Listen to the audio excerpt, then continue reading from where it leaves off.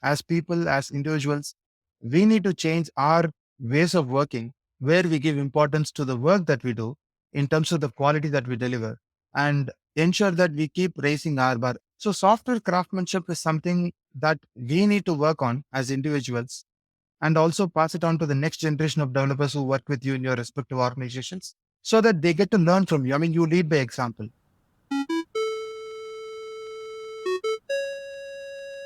Hey everyone, my name is Henry Suryawirawan, and you're listening to the Tech Lead Journal podcast, the show where I'll be bringing you the greatest technical leaders, practitioners, and thought leaders in the industry to discuss about their journey, ideas, and practices that we all can learn and apply to build a highly performing technical team and to make an impact in your personal work. So let's dive into our journal.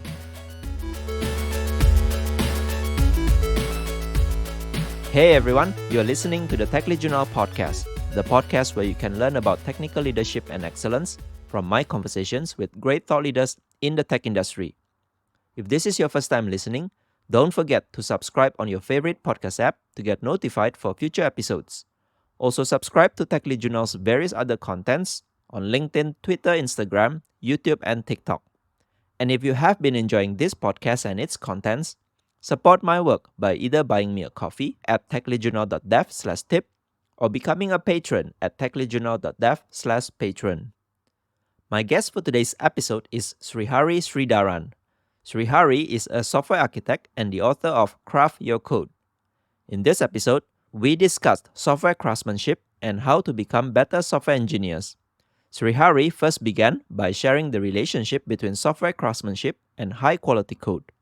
He described some practices for improving code quality, such as establishing coding standards, improving code readability, doing effective code review, and managing technical debt. He also explained the importance of software engineers understanding different architectural styles and domain knowledge. Srihari also shared strategies for creating high-performing teams by establishing psychological safety and trust. I hope you enjoy listening to this episode and learn some insights about software craftsmanship and becoming a better software engineer. If you enjoy listening to this episode, please share with your colleagues, your friends, and communities, and leave a 5-star rating and review on Apple Podcasts and Spotify. Your small help will help me a lot in getting more people to discover and listen to this podcast, and I really appreciate it. So let's now go to my conversation with Srihari. Welcome to Tech Lead Journal podcast show. Today we have Srihari here. Really looking forward to discuss things about software craftsmanship, how to make your software quality higher, and things like that. So welcome to the show, Srihari. Hi, Henry. Thanks for the opportunity. So Srihari, in the beginning, I would like to ask you first to share your career journey. Maybe if you can give us some highlights or turning points that you think we all can learn from you. Sure, Henry. So, I have close to 2 decades of industry experience working across different products and services organizations. I've been in both in product development as well as in the services side of things. We're doing consulting with the clients on different domains and trying to solve complex problems. So that is my journey across this 2 decades, across 7 different organizations. And apart from my day job, I do reviews and proofreading for Manning publications, which I started back in 2017. So I get to review the titles of interest and try to proofread them and provide feedback to the authors and closely interact with them. And that is how I think we also got connected through LinkedIn, discussing about books and stuff. And apart from that, as a pro bono activity, I do connect with a university here in Chennai, where I get to decide the curriculum for the students who are doing engineering as part of their studies. So this is to bridge the gap between the academic curriculum that is there today and what the industry actually wants. I mean, the curriculum should actually help them in 2 ways. Either it should help them find a job or help them for their higher studies. So I'm just trying to bridge the gap because the industry is very fast moving and there are a lot of changes that are coming our way. So that's the idea, Henry. I mean, that's a short summary of what I'm doing. This episode is brought to you by Miro. As you will hear in this episode later about the power of mind maps and note taking, finding a tool that can support creating comprehensive mind maps while also supporting collaboration can be quite a challenge. One tool I find that allows us to do so effectively and in a fun way is Miro, Miro. At a first glance, it might seem just like a simple digital whiteboard, but Miro's capabilities run far beyond that. It's a visual collaboration tool where the whole team can build on each other's ideas and create something innovative together from anywhere. Brainstorming and strategic planning become easier when it's visual and accessible, and it can all happen across teams in Miro. You can quickly start collaborating within 90 seconds without having everyone registered as a Miro user before. There are also more than 300 predefined templates you can use to kickstart your collaboration within seconds. So, the next time you are looking for a digital tool to support your brainstorming, designing, planning, and online collaboration, do give Miro a try. You can sign up today at miro.com/podcast, miro.com/podcast, and your first 3 Miro bots are free forever when you sign up now. And now, let's get back to our episode. Thank you so much. Very interesting. You have a day job in a consulting company. You also review books, right? I think you are part of the reviewers of many great titles from Manning. And the last one you do pro bono for university. So maybe a little bit, if I can ask about your pro bono part, right? So you have been helping the university to bridge the gap, and you are also now the author of the Craft Your Code. Where do you see the biggest gap between university students and also from the practical side of view when they go into the job as a software developer? Yeah, definitely. I mean, things have improved a lot in the current situation. I mean, a lot of students get to study about programming languages and stuff early in their school days. When back then, when we used to study, probably we were not so lucky to read programming languages early. But again, today I see students are reading much earlier. So what happens when they come to the university? The subjects still need a revision. I mean, revision in the sense, what is going to make you do things practically? Like, how will you be able to work, apply your skills that you learn in the industry? How you get industry ready? Because the industry is moving at a very fast pace, given that you have generative AI and other stuff today. How do we equip students to adjust to the new curriculum? Forget students, even professionals, as we need to adjust ourselves to the new modern world in terms of the current demands, right?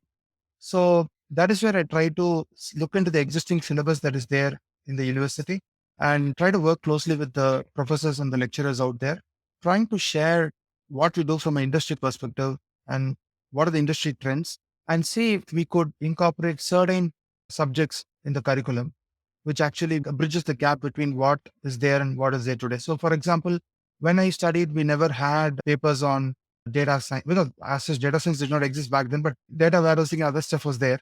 I'm talking about 2 decades ago. So data warehousing was there, databases were there.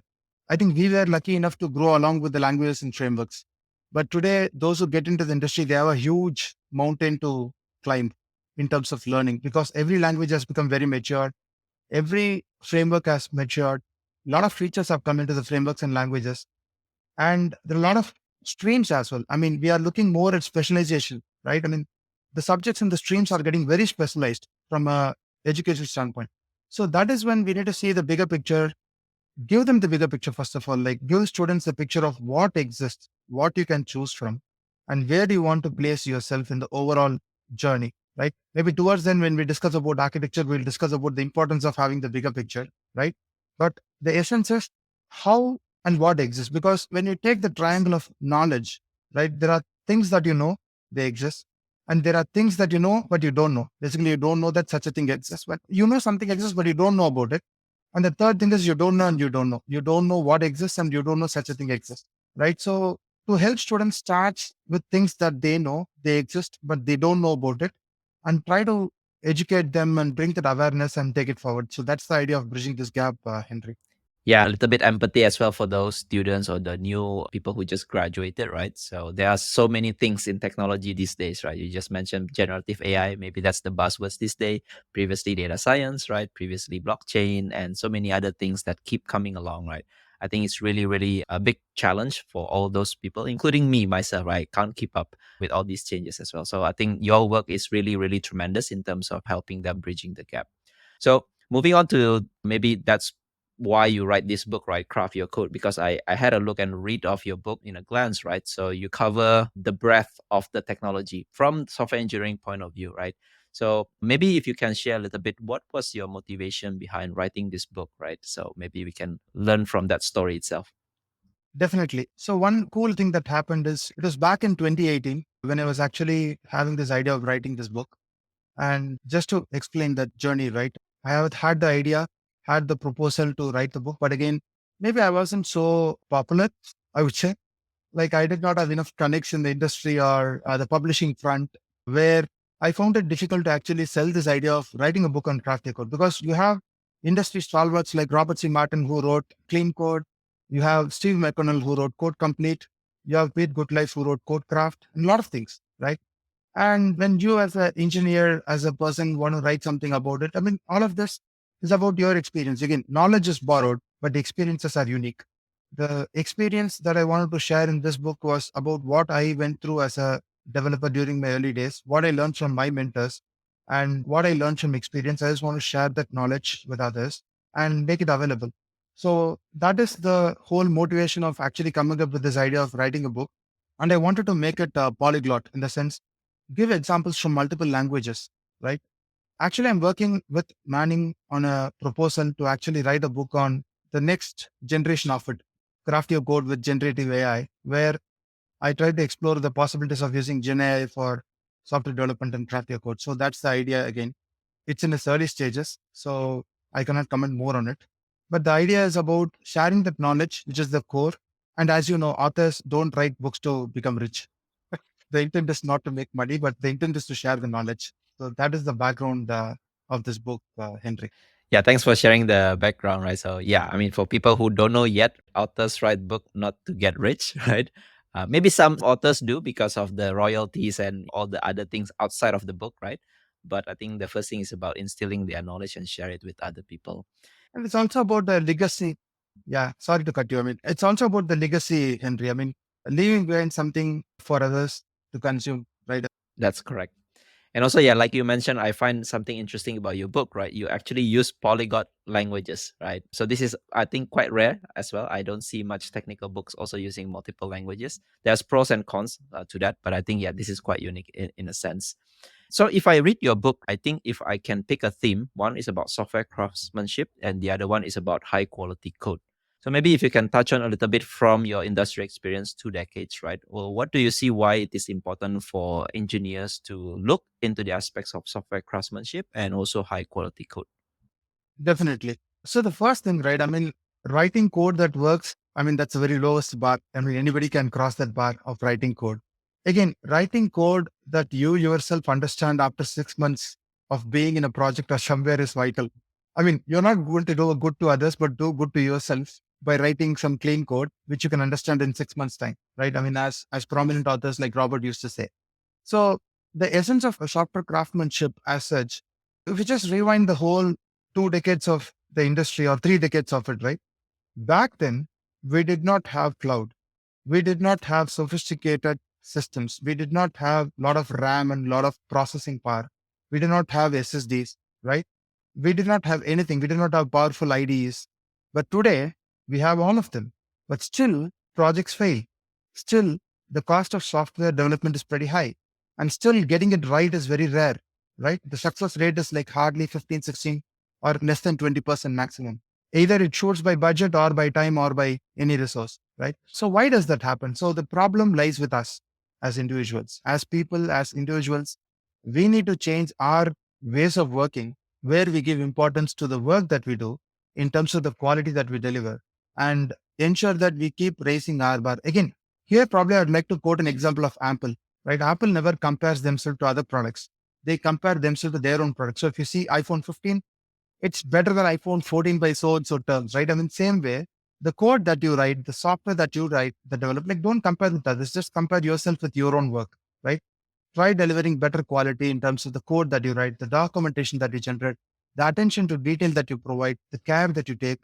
That shows how much you love your profession or how much you give importance to the quality, right? I mean, it is all about, again, passion meeting profession. It happens for a few people. At the same time, you can also use your profession to fuel your passion, right? Either ways. So, software craftsmanship is something that we need to work on as individuals and also pass it on to the next generation of developers who work with you in your respective organizations so that they get to learn from you. I mean, you lead by example. I mean, all of these principles you would have seen in management books. I'm just trying to connect the dots. How from a software development angle and a craftsmanship angle, you can lead by example and also learn from them. So learning is always a two-way street.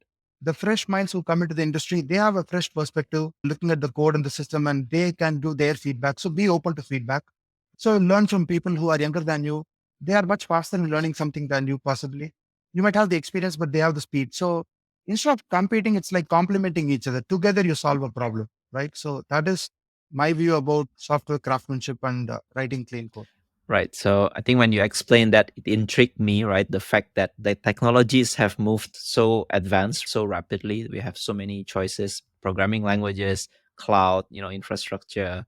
I don't know, so many exotic things happening, right? But still, we have the fact that projects fail. The cost of the project is really, really high. And yeah, sometimes it also doesn't meet the user requirements, right? So I think it's a true fact. Plus, one thing that I just want to add, we have these kind of resources, the books that are available since long time as well. Like those clean code refactoring, TDD, XP, all exist like I don't know how many decades ago, right? But still, we have this problem that software engineering is sometimes tricky to deliver, right? So maybe in your view, right, maybe also touch on from your books, what are some of the root causes of low quality code? Maybe if you can highlight some of the categories for us here to remind ourselves.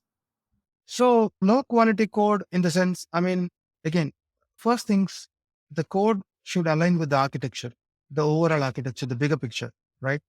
So that is where, I mean, we'll again touch upon visualizing architecture for the developers towards the end. But again, since you want to connect the dots, if developers understand what they're trying to achieve, say developers are going to be probably working on a given component or a particular module or a feature to deliver something. So you have a feature, a set of modules work together to provide you the feature. So within the module, you will have classes and components that interact with each other and then you get it working, right? So they need to connect the dots in terms of where their work fits in, which actually helps them to go ahead and deliver the feature, meeting all the criteria, the acceptance criteria, whatever you call it, right? So that it meets the requirements of the user. So, in essence, the overall quality depends upon the understanding that people have. Like the moment you understand the problem, you can easily design it. You can, I mean, in my opinion, you need to invest more time in design than writing code because once your design is robust, translating that into code is going to be a matter of time. Right? Again, with Gen AI and other tools that you get, the pair programming assistants, it's going to help you code faster, is what we observe. At least that's the claim today. Again, we need to validate this claim with more data as we practice more with these coding assistants. But definitely, they are a way forward. We cannot ignore and move on, right? People who embrace these assistants, they'll get to code faster. So, maintaining that code quality is important. Having coding standards within the team and the project is important. And most importantly, trying to automate these coding standards. I mean, having coding standards, not every human being can or developer can remember all of these standards day in, day out, right? We need to see how we can provide faster feedback by automating these coding standards. So let's say you get a coding standard. You have some PMD check style kind of a stuff, or you have the FX cop and style cop on the .NET front, or some linters in terms of JavaScript and TypeScript, which provides developers with immediate feedback on code quality. Once they get the immediate feedback, once they understand what is going on, because getting a feedback from a CI/CD server or a downstream system is going to increase your cycle time. Instead, if you try to get that feedback ahead of time, that is going to be much more useful to developers. So that's the whole idea. Thank you for sharing that, right? I think it's very interesting when you said that, understanding is the first thing, right? Sometimes all engineers just want, to straight away write the code. You give me what you want and I'll just write the code. But I think in so many good practices that is advocated by the thought leaders out there, understanding the problem, understanding the requirements, coming up with the right design. Of course, it doesn't have to be very heavy weight and, take a long time to come up with, right? But actually, yeah, you do need to take time to actually understand what kind of software that you want to build. And I think from my experience as well, right, building a good robust system, yeah, you need to plan it, right? You cannot just come up with the perfect software design by just writing the code all the way from the low level, right? So I think that's a very good thing. One thought I would like to add to that, Henry. I mean, design one pages are definitely helpful. I mean, you need to write the design one pager, write a wiki page or a Confluence page, which actually helps you share your thought process with the team. Let's say you're doing pair programming as a pair and you want to communicate your design and get it sorted out with your technical lead. Write a one pager which contains or outlines the overall design that you're thinking for solving the problem. And also document how it is staying in line with the existing architecture that is there, right? And present it to the audience, get to the feedback, and then probably get into coding it. Then it's going to decrease your back and forth loops that you will have in rework and all this stuff. Right.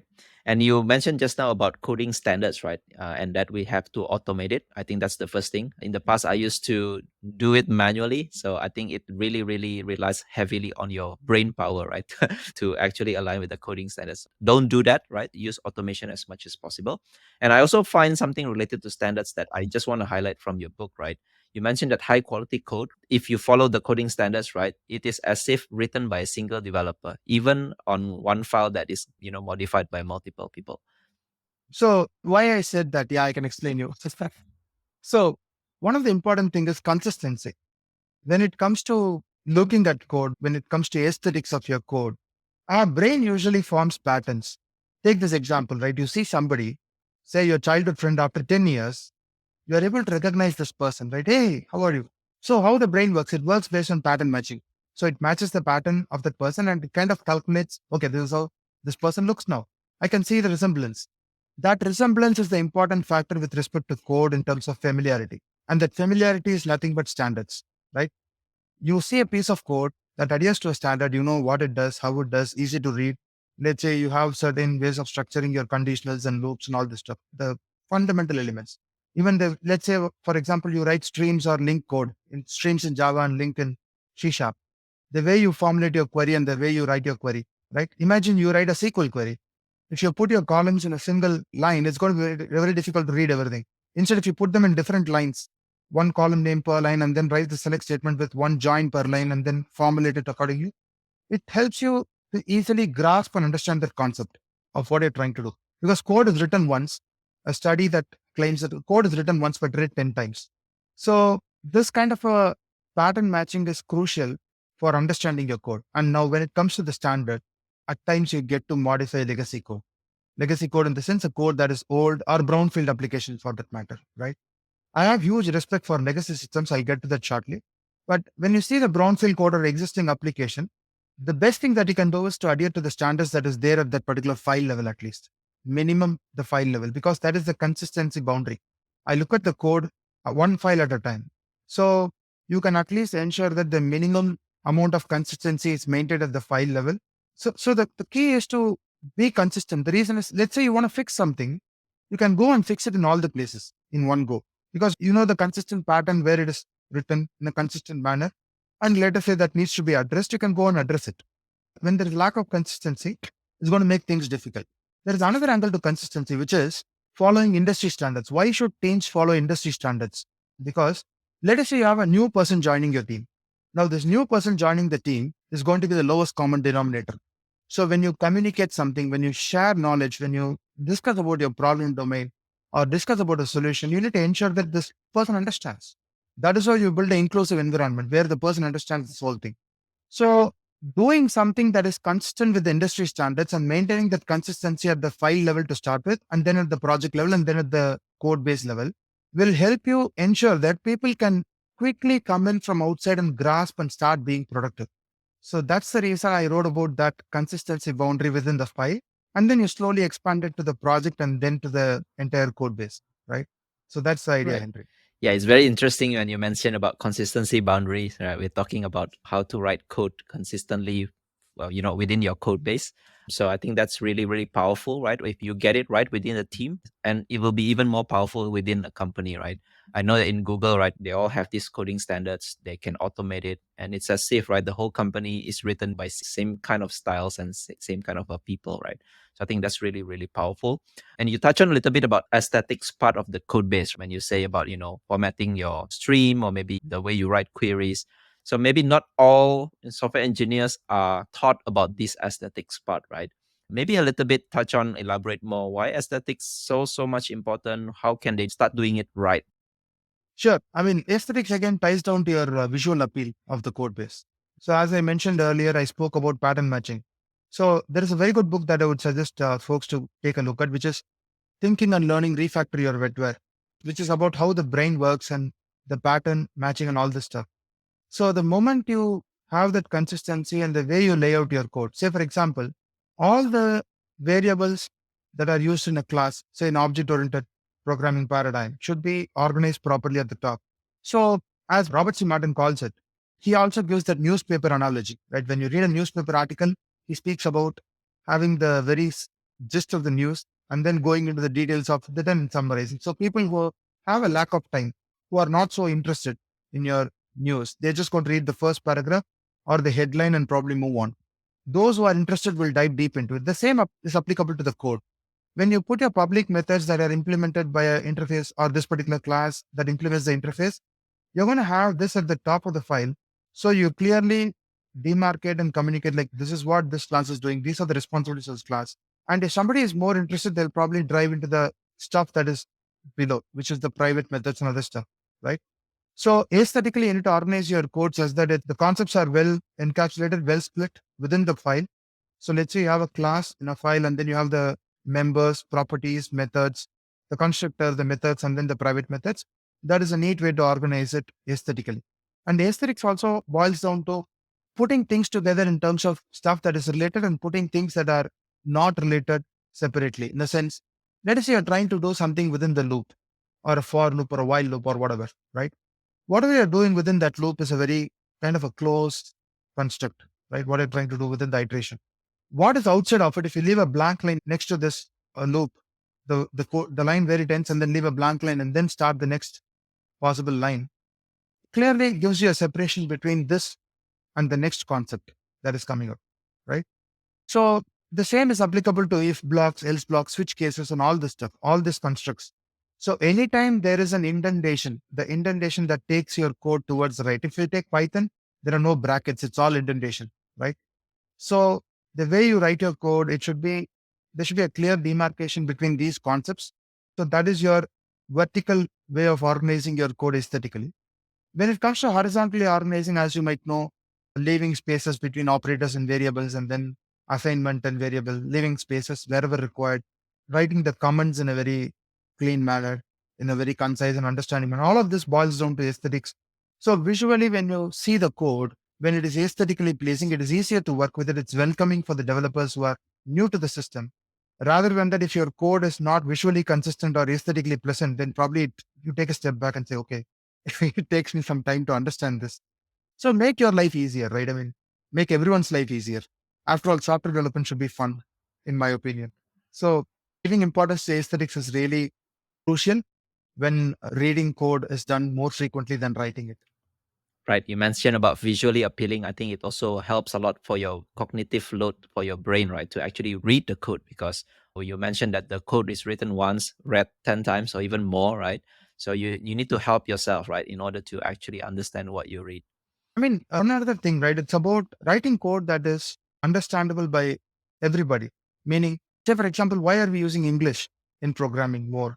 The reason is English kind of is a widespread language that many of us understand, right? At least the majority understands English. And using variable names that can be spelled properly is very important. I mean, back then we had challenges with memory and other things where we used to shorten the variable names and a lot of the things in the past. But given that those things are no more a problem, even you have typing assistants from your IDEs, even if you give a meaningful name, it is not very hard to type. You just put a control space and a command space and move on, right? So giving meaningful variable names that are readable is crucial for understanding your code.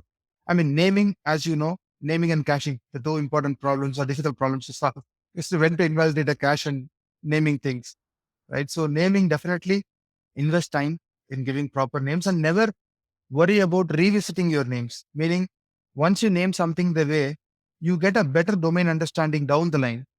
You need to revise your ubiquitous language from a domain driven design standpoint to see if a better word or a better term conveys that meaning in a better way. So that is another piece of input. I just want to add on maybe as part of the aesthetics, right? So the few things that I feel some engineers do not actually realize yet are actually powerful. So things like vertical new line, like you mentioned, vertical space. Sometimes just adding new lines in between some sections of your code. Actually, that's really powerful. And the second thing is about maximum width that you can expand to the right, right? So I think some teams actually enforce the maximum width so that you don't scroll to the right. I have some interesting stories there. So once upon a time, there was one of the developers whom I was working with. Two stories, in fact. One is one of the developers who I was working with. He used to write very long methods. I mean, this was back when I was in US. Like I used to ask him, why is that your methods are long? Then he told me like, okay, my methods are long because whenever it crosses my screen limit, I tend to break into a new method. Okay, that seems to be a very interesting yardstick to break into a new method. Then I thought, even then you should be breaking it about half the size of it or even 3/4 of it. Why are you taking so long? Then I went and visited his desk. So he had the monitor in portrait mode where the monitor was actually in a portrait mode and he was trying to break a line when it enters the next screen. So, I mean, well, it might sound funny, right? I mean, the most important thing is to adhere to single responsibility principle, right? Single responsibility is not that it crosses your screen limit, but instead try to see how to have a well-defined responsibility for a given method that you're writing. I mean, don't do more than one thing, as Robert says.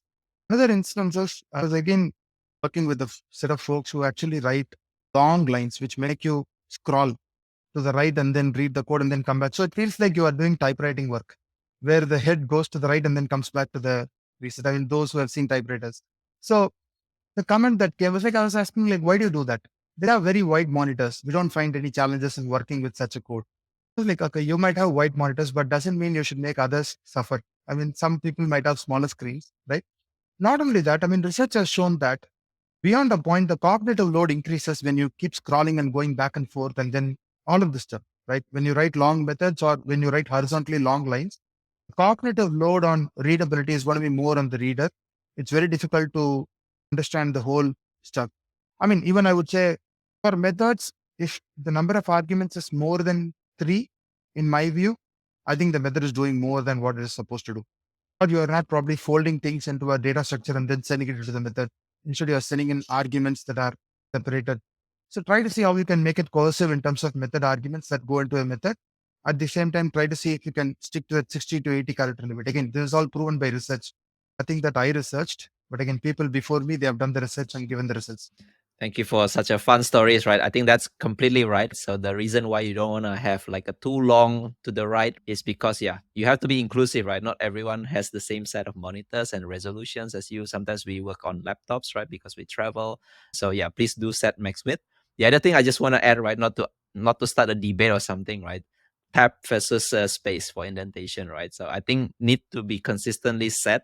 Even though ID now helps you, no matter whether you set tabs or space, but sometimes you have to go to terminal. Sometimes you go VI, right? I have a Another fun story, I guess. I have a solution. No, no, not a fun story. I have a solution.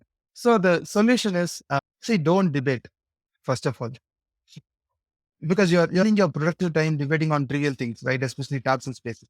So the essence is try to use formatters that are built for specific languages, right? Say, for example, Visual Studio extensions like Prettier do a great job in formatting your code. My suggestion is to use a pre-commit hook.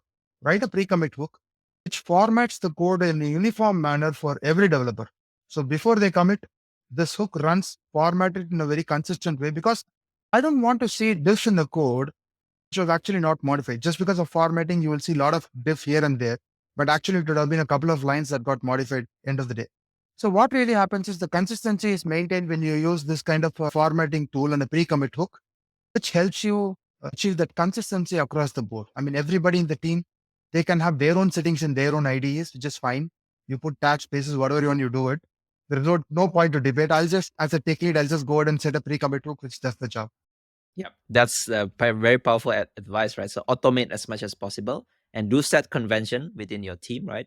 And no debates, right? Like you shouldn't debate so much about it. I mean, like it's not to say that No, debate. I mean, debate yeah, is healthy. yeah, just Debates are healthy. Definitely debate, but on yeah, worthy that's things. correct. Okay, so let's move on to maybe other aspects of software engineering where it also determines the code quality, right? So I'm talking about code reviews. Now that you maybe follow convention, Mhm. follow standards, you write the code, right? The other aspects is actually someone reviewing it. Is there anything that you want to elaborate here on how we can become a better software craftsman? Yeah, definitely. So for code reviews, before touching upon code reviews, I'll probably touch upon the version control strategies or the approaches that you take. Because version control strategies in your programming approach actually has impact on code reviews. So first things first, pair programming is an excellent concept, which actually you have a programmer, you have a driver, and you have a person who is pairing along with you, who's a navigator, who keeps looking at your code in real time. Again, for teams to adopt pair programming, you need certain amount of maturity because there are some pair programming anti-patterns. So you should have a fair time share between both the developers who are writing code. So it's not like one person will always be writing and the other person is always a navigator.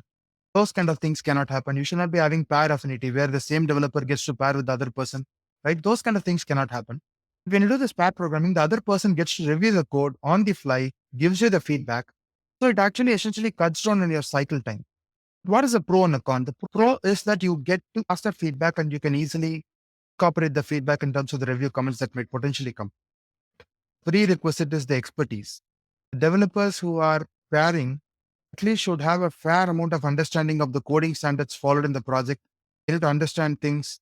Let us say you cannot let two new developers to a team pair because they might not know the coding standards that are adopted by the team. When there is a new developer coming in as a pair, you can probably pair them with an existing developer who knows the standards very well. And they can act as a navigator to let the new developer write the code and train them on the job by providing that feedback on code reviews.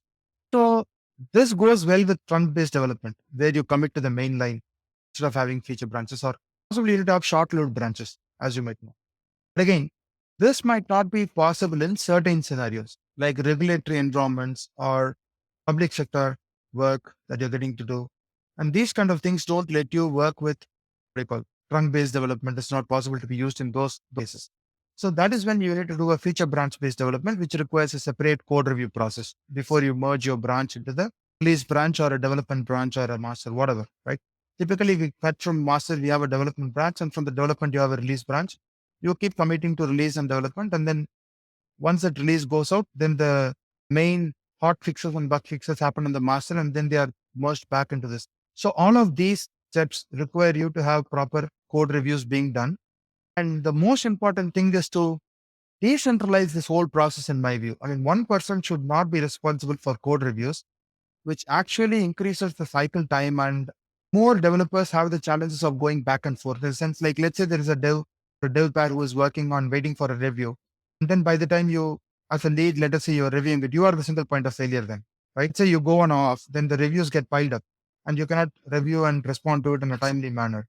And what happens, these devs keep waiting for you. And then once you get to review it, it's your other responsibilities because code reviewing is not the sole responsibility. So once you get to review it, you approve it, and then you let these developers or the dev pair merge. But once these people merge, other folks, let us say they are a critical path, they need to again down merge and resolve the merge conflicts that might arise, ensure that there are no merge conflicts, and then try to resubmit it for a review. By then you will be elsewhere. So the cycle continues. So the developers have that back and forth in terms of reviewing, waiting for a review, merging conflicts, again waiting for a review. So that keeps on going, right? So we need to see how to decentralize it. I'm not saying feature branch based development is bad or trunk based is good. It's all trade off, right? It depends upon the specific project. It depends upon the scenario. But the essence is try to see how you can decentralize it. Have more people who have the authority to review and approve. And these people should be the core members who understand the code very well, who understand the process very well, understand the standards very well. So they are the long time members. And in the process of time, also groom the newer members to become those reviewers or champions, right? And don't just have one person review it and approve it and it can go ahead. No, you should at least have two people or another pair of eyes looking at the code before it gets reviewed and approved. Another thing that at least we have followed in my teams is to see if we can do once in an iteration. Let us say we have the developers present their code and send to the team. I mean, what they have done in the given iteration, go through the features with everyone. What are the changes that were made in a given component or the code base or the specific project? That way, the familiarity about the changes increases within the team and everybody has a fair understanding of what it is. And based on the time and interest, they can go ahead and read further and make themselves up to date. So these are my ideas and I mean, these are my views on code reviews, Henry. Thanks for sharing all these different variations, permutations, right? And you are right when you touch on different. First of all, it's about different version control strategy, right? Sometimes you use strong based development. The way you review is slightly different than if you do, branching strategies. So thank you for sharing all that. So other aspects of craftsmanship that I think is really, really important is that how do you control technical debt? So sometimes, when you write software, after a few weeks, few months, right, you'll accumulate some debt. Is there anything from your side to actually advise us how we can manage technical debt? The first and foremost thing is to know that you are absorbing technical debt. If you don't know that you are absorbing technical debt, then it's hard to save, right? So technical debt can be classified into code debt, design debt, and architectural debt, right? Let's say on the code front, you want to do something from a coding style or a programming construct standpoint, but due to the delivery pressure or the lack of knowledge or the lack of awareness of existence of such a feature in your language and framework, you write some code, you deliver it, you get it working. Then you understand that, okay, if instead of handcrafting this, I have a better way of doing this with the framework and the base class library in a given language. I can very well try to do that. I can, instead of doing it and crafting it, I can very well go ahead and use that framework feature and get it done. So once that is the thing, capturing it is crucial. Meaning, once you identify that, immediately you need to create a backlog item or a what do you call Jira item or something wherever you have your backlog, whether it's Azure DevOps or Jira or whatever. Capture as a ticket in the system and ensure that it gets prioritized. Because again, capturing alone doesn't take you anywhere as a team. Right? You need to convince your product folks, convince your product managers and engineering managers to ensure that we are going to implement product features at the same time. Handling technical debt is important, as you know, right?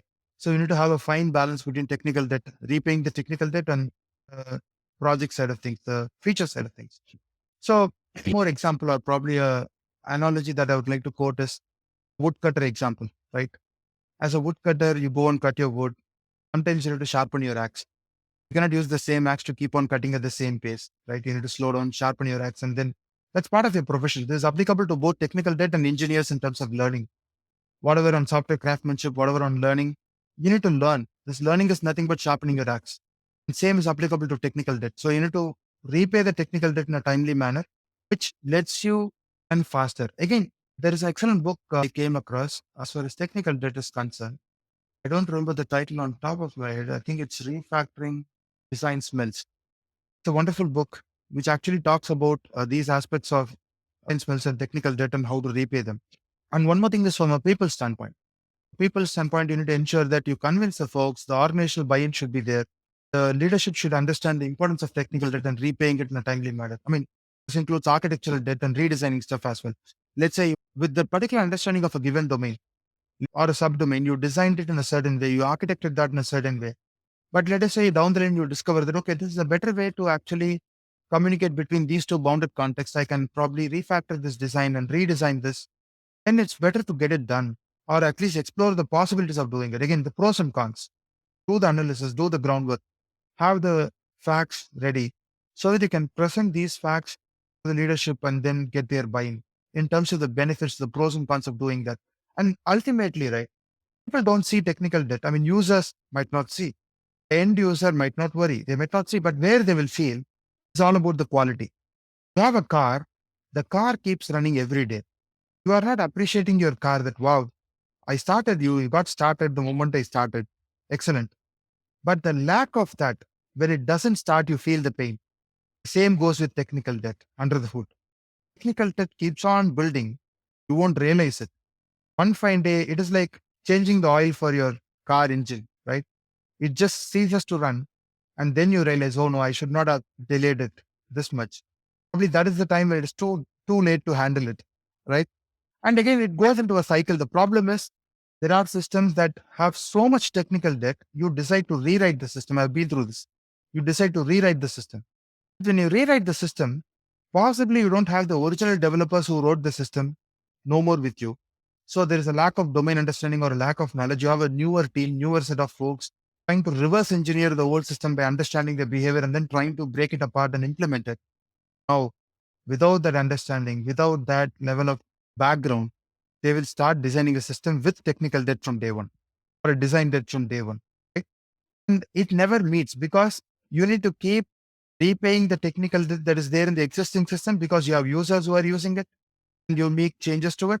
And this new system is going to play a catch up game with the old one, which is already getting changed. It's very difficult. I mean, the essence is pay technical debt as soon as possible and then maintain a backlog, revise the backlog, revisit the backlog, and keep reducing that backlog. Right? It is never going to be zero. Let me tell you that. You cannot do away with technical debt entirely because people keep moving across projects, people keep moving across organizations, people come and go.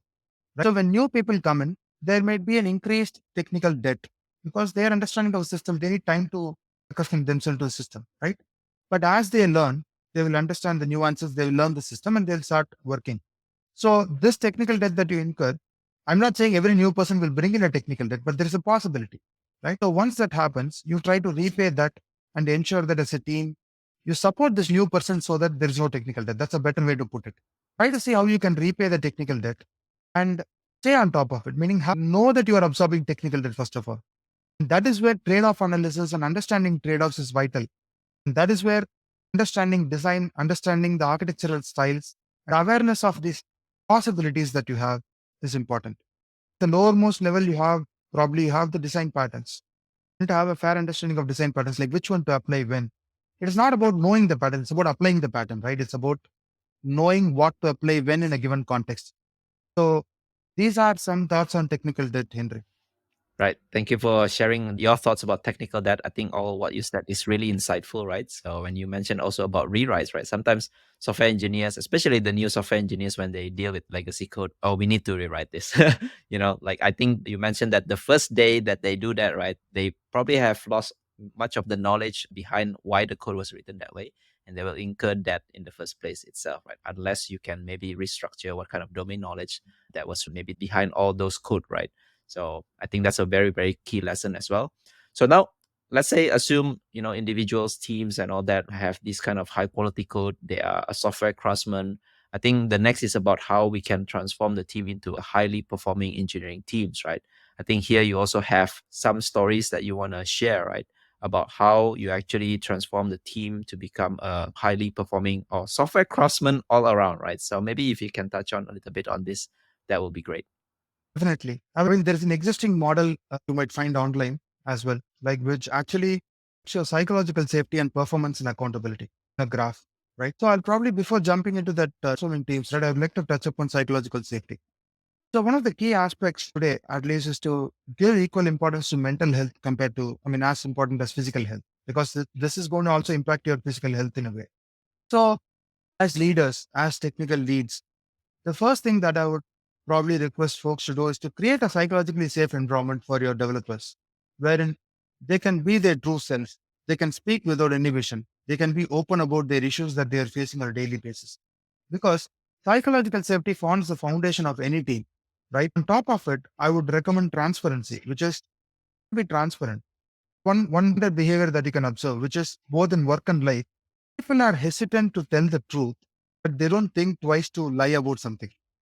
Be true to yourself and be true to others. I mean, tell the truth. And the truth comes only with transparency. You try to be transparent. Let us say you have a personal appointment that is actually coming in your way. Be transparent about it. Let others understand everybody has a life, right? You might be undergoing a tough time. You don't need to take a loudspeaker and tell it to everybody, but you can definitely communicate with your leadership about the challenges that you're facing as individual. Because I see that many individuals today need that emotional support, need that emotional bonding to connect with them. Don't say that work is a family or something, right? I don't want to use such fancy words. Family is family, work is work. It's a professional environment, right? Stay professional.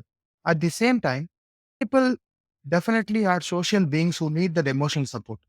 So try to see how we can provide that psychologically safe environment with transparency. And these are the two foundational layers for you to build trust. As you know, trust is going to take time to build within the team. So one of the situations is like I had a project where we had a team of individuals, really good individuals handpicked for the project, but the project was really a tough one to achieve in a given time frame. So happened that the team was actually very good. I mean, in terms of psychological safety and performance accountability, there were some challenges. We tried to fix it as a team. So what happens is not specific to that team, right? In general, it is split into four zones. When there is low psychological safety and low performance and accountability, you are there in the detached zone.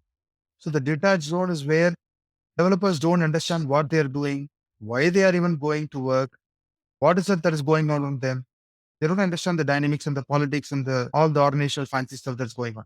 Right. The next one is actually a anxiety zone. Let us say there is low psychological safety, but there is more performance and accountability. You have a lot of performance and accountability expectations on the individuals. You become anxious. How am I going to deliver? How am I going to achieve this? There is a huge deadline that is looming over me or the team. Right? How am I going to solve this as a team? That makes them anxious. The third zone on the top left is about low performance accountability, but high psychological safety. This is kind of a very comfort safe zone. People are laid back. Okay, nobody questions. There is some legacy system which is paying our bills. It is generating the revenue. I have a lot of time for develop software, deliver some kind of. I'm just giving a cooking of an example, right? Some kind of a situation like that where people are very laid back. They know they won't get fired.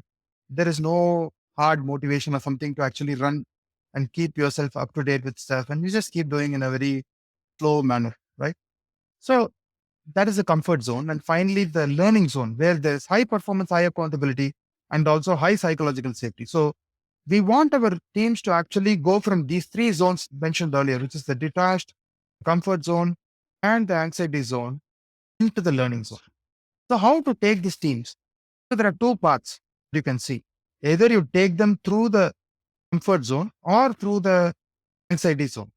So the first one is don't take the anxiety zone. That is, don't increase the performance and accountability without increasing the psychological safety and trust. Work on psychological safety, work on trust, try to increase it. So when you keep your performance and accountability expectations constant for a moment, and then try to focus on improving the performance and accountability, for some time you take the team into the comfort zone, meaning it is not a permanent comfort zone, but a temporary pathway, right? Instead of going through the anxious zone, you take them to the comfort zone. And once you know they are there, they are psychological safety, they have the transparency and trust, then you start increasing your performance and accountability bars. So when you raise that bar, the team naturally transforms. Again, this was done with a set of individuals by working with them, and it's theoretical, right? So we worked as a team to apply these concepts. Concepts aren't new. I mean, as I told earlier, knowledge is everywhere, knowledge is borrowed, but the experiences are unique, right? So this is one such experience where we got an opportunity to transform a team, and it has worked in more than one case, Henry, in my experience. So connecting with the individuals and improving the psychological safety is the fundamental to building a stronger team. Right. So I think it's really insightful for people who are interested to see these quadrants, as Srihari just now mentioned, right? Some of you may not be able to follow, but I'll put it in the show notes if you can find a link. And also, I saw Srihari come up with a mind maps for these kind of things, including this how to actually go into learning zone, how to transform teams, right? And also in the software architecture or software craftsmanship, you also have another mind maps, right? Maybe tell us a little bit more. Why do you love creating mind maps? How does your brain actually work with mind maps? Maybe a little bit intrigue here. Mind maps as an idea is always about how your brain organizes information. So you have neurons which are actually three-dimensional in connection, and which you retain and remember a lot of things. So mind maps as a concept or as an approach capturing knowledge. Just to give you an example, Boeing captured their entire 747 details in a mind map that was 25 feet long. So a 25 feet long mind map was used by Boeing to capture the entire knowledge about 747. So the essence of mind map is to capture a lot of information and try to present in a way it can be recollected easily. That is, you have a central concept and then you have other concepts that are linked to it. And then there is a linking between these sub concepts as well at times. So it's like a three-dimensional graph where concepts and things are linked together, right? So that is how I found interest in creating mind maps. And I try to create mind maps whenever I have a complex concept that I want to share with my team and then present it to them and share it with them. And it helps in multiple ways. One is to share knowledge in a very concise manner. Second, it also helps me in teaching and learning. And third, it also helps you recollect faster. I mean, if you want to recollect a concept, the mind map is something that will help you recollect faster. So that is about mind maps in short. Sometimes you also see it in the movie, right? When you have a detective investigation, you have all these, lines on the wall, right? So it's kind Yeah, of kind of like that as well to recollect. all the threads connecting the photographs and pins and That's everything. correct. Yeah. So about software craftsmanship, right? I think we have covered about code base, a little bit of practices, right? We also touch on about teams, right? Going to learning zone. The other aspect of good, high quality software or product is actually about architecture and the domain knowledge that you mentioned, right? So maybe we can touch on a little bit as well to become a good software craftsman. Or what aspects of architecture and domain knowledge that we have to actually adhere to? As far as architecture is concerned, as you know, there are a lot of different architectural styles, from layered to monolith to microservices to space based, event driven, and all of this architecture, service oriented. A lot of architectural styles out there. As such, as an industry, we have undergone transformation in terms of these architecture. In my view, if you see this, Back then, we used to have layered architecture. As Conway's law says, the architecture will be very team structured. And inverse Conway maneuver is, if this is your architecture that you want to achieve, then probably you try to structure your teams this way, right? So back then, we used to have layered architecture. We used to have client server, right? We take web pages, we had server side rendering as such. We had server side rendering, which servers used to render. But in my view, right, if you take the advent of smartphones, again, the iPhone and iPad in 2010, 2011 timeframe, actually changed things from even they impacted the development ecosystem in my view. Because back then, when server side rendering was so prominent, number of devices hitting these servers was actually a finite set. But with the proliferation of mobile devices, the number of devices hitting these servers became exorbitant, wherein the servers could not keep up with that load. And they eventually had to scale, right? Scale horizontally as well as try to offload the responsibility of rendering into the client, use the client side power to render, right? Which gave way to the kind of single page applications and frameworks and all this JavaScript frameworks and stuff, right? Then you also have the mobile apps and other things that are communicating with the server. So there is more computing power that got distributed from a computational perspective. So all of these are different events that shaped up newer architectural styles. So from layered, we got into service oriented, which resulted in some distribution. And then from there, it became microservice on the server side and then micro front ends on the client side. Now, I mean, not that every architecture is suitable for every problem, right? I mean, first of all, you need to understand one thing very clearly. No architectural style is superior or inferior. I see a lot of debates online where I've stepped in and given my suggestions that I learned from different authors and different people in the industry by reviewing these books and expanding my knowledge. Not that it's my personal view. I've also learned from others and also seen an experience, both put together. Architectural style is superior or inferior. You'd be wondering, I mean, working in a fancy microservice based project, but there might be some humble legacy system which will be sitting in the background and funding your project.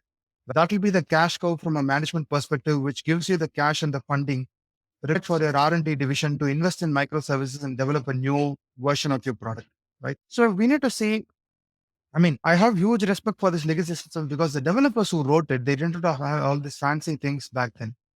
They did not have faster machines. They did not have a lot of RAM. They did not have cloud. They did not have fancy IDs and all this stuff. But even then, they produced something that's of great quality, right? They are our pioneers in terms of software craftsmanship. Those who wrote such systems, they need to get their fair share of respect. And every time I see people complaining about legacy systems, but also try to look at the positives of legacy system. It is giving you the funding that you need today. In essence, understand the different architectural styles. Try to see how it is going to fit together. And no single architectural style might be helping you solve a very complex problem. Let's say you take a example like Amazon. A part of it might be microservices. A part of it might be a mobile app. A part of it might be a layered stuff. It depends upon the problem domain and the subdomains that are interacting and working together. So these architectural styles, some part might be event driven, right? These architectural styles should actually work together in tandem to solve the business problem, wherein you can even go ahead and apply a given architectural style for a given problem or a bounded context and then solve it that way. And the way it interacts with another bounded context. So again, it has a close link to domain-driven design as such, because in my view, domain-driven design is kind of an eternal concept in software time frame because it was written in 2003, 2004 by Eric Evans. But I feel there is more traction in the last few years or last decade or so, where people have started looking back into the literature of domain-driven design and they're trying to take these concepts like stuff that is there in books like Accelerate, stuff that is there in books like Team Topologies, stuff that is in every microservice book, stuff that is there in all the architectural books. Everything boils down to domain-driven design, the strategic patterns of domain-driven design and the tactical patterns of domain-driven design. So an organization for leaders, I feel it is important for leaders to read about domain-driven design, especially the strategic part of it, because that is going to give you a lot of insights on what work remains within the organization. Where do you put the best people in your organization or the best minds, right? I mean, we need to have an inclusive environment, as I mentioned earlier. People differ by their own knowledge levels and abilities. But it is not a matter of learning. Everybody can learn and work. It is just a matter of experience, not a question about ability. It is just a matter of learning and time, right? So given that, people will learn and they will definitely get up to speed. So if you take an organization where you have the best minds or the most experienced folks, they should be trying to solve the core problem, an organization, the core domain. And this knowledge should not be going out of the organization to other folks who are like, say you have a contracting firm or a subcontracting or an outsourcing firm. Sometimes the problem is complex enough where you need specialized skill set from an outsourcing firm. I'm not saying don't outsource your core domain, but also have some people in your organization who pair with these people to solve the complex problem together. Stuff that is a supporting domain, which is not a off-the-shelf solution, but I need to build it. That is where you can actually probably give an opportunity to your younger developers or the junior developers or people who are new to the organization. So you can put these people into these areas and they will get to know the application, how to develop it and how to move forward in the supporting domain. And of course, for the things that are not going to give you a competitive advantage, like the generic domain, something like authentication, authorization, don't reinvent the wheel. Just go ahead and buy something off the shelf. Say for authorization, use Okta. So it depends. So all of this stuff, try to get that perspective. So when leaders they read about domain-driven design and these kind of concepts that we discussed about architecture, the styles and stuff, you need to connect the dots.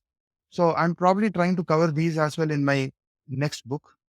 So I'll be writing about these and much more in the coming days. So I think if we look back the whole episode, right, we cover a lot of things for all software engineers to actually upskill and become a better craftsman, right? We start from the code, we start then for some practices and also transforming the teams into learning zones and things like that. We also touch on about mind maps, a little bit of how you could recollect knowledge. And then lastly, we talk about architectural styles and also understanding domain-driven design. So all these, I feel, I agree with you that these are all very, very important aspects for us to become a much better software engineer. I want to touch on one more thing, which is to take notes. I mean, have a notebook and a pen next to you whenever you read a book. Either you write it in the book itself in the sidebar or underline or mark it or write notes. Definitely, I request folks who are learning to take notes. Visual note taking is a concept that you can explore, which I am also collecting a lot of visual note taking samples nowadays. So whenever I find something interesting, I just take a quick screenshot or I just save the image and I have a library of visual notes now, which I can refer back to different styles of visual note taking. It also, like mind maps, helps you capture complex concepts and it helps you in storytelling. So my 2 cents, always learn, take notes of what you learn. Right. Thanks for the plug as well. So Srihari, I think we have covered a lot of things. Unfortunately, due to time, we have to leave soon. But I have one last question that I would like to ask you, which is a custom question that I have to ask for all my guests. I call this three technical leadership wisdom. So you can think of it just like advice that you want to give to us to learn from you. So what will be your three technical leadership wisdom? Not every problem is technical in nature. Many of the time it's people, right? So give respect to people and treat them with immense respect. And everybody should get their share of respect, irrespective of their background, irrespective of anything, right? So respect your folks who are working with you in your team. That will go a long way in building a working relationship. It is not about who is right or who is wrong. It's about the working relationship. So gracious behavior is one of the key aspects that I would recommend to folks. I'm also in the process of learning, not that I'm perfect. So always try to be gracious, let the other person say face and keep moving. That is one thing. Second advice that I would, not an advice, an input or a wisdom I would like to share is to learn something every day. I mean, you cannot conquer without practice, right? It might not be a new piece of wisdom, but as technical folks or technical leads or architects, we need to keep learning and capture your learning so that you can share and recollect and teach others. Always share what you learn, as Yoda said. So that is one thing. And third piece of input would be try to bring in variety in your learning. I mean, don't learn the same kind of stuff. Let us say you're learning a programming language in a given paradigm, say object oriented. The next language, try to learn in a functional way.